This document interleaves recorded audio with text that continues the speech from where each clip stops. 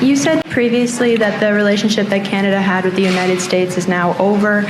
Is the U.S. still our ally? The U.S. Absolutely. Look, the U.S. is absolutely our ally. It's our ally in security and defense partnerships. It's our most important security ally. For example, it's still, even with these tariffs, the largest trading partner. Yesterday marked the latest in President Trump's unprecedented series of U.S. tariffs that are designed to reshape the international trading system. The ambition of these measures is enormous. The effects on the global economy will be monumental. We received confirmation that the latest reciprocal tariffs will not be imposed on Canada. At the same time, President Trump confirmed that the tariffs announced last week against our auto industry will come in, and indeed have come into effect today. So while it's progress that further tariffs were not imposed on Canada yesterday, the President's actions will reverberate here in Canada and across the world. Three different sets of U.S. tariffs remain in place and will continue to pose significant threats to Canadian workers and Canadian businesses. And we are already seeing the consequences. Just last evening, workers from Unifor Local 444, with whom I met last week, learned that their auto assembly plant in Windsor will be shutting down for at least the next 2 weeks. That's 3,600 workers who are now out of work, not by their choice.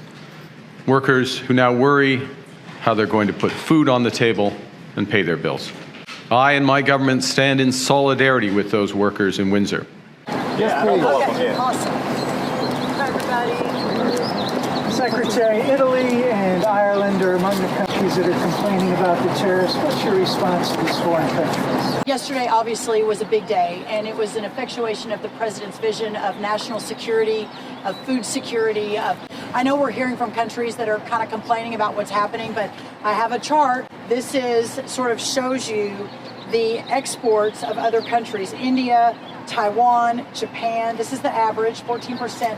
Well, down here you've got little bitty United States of America, right? I mean, this is what he's trying to fix. And for our farmers and our ranchers, they understand that there may be a short time of uncertainty, but for the long haul, as we restructure the American economy and the government, American economy and our private sector, with the government playing a role in that, President Trump's vision of using tariffs.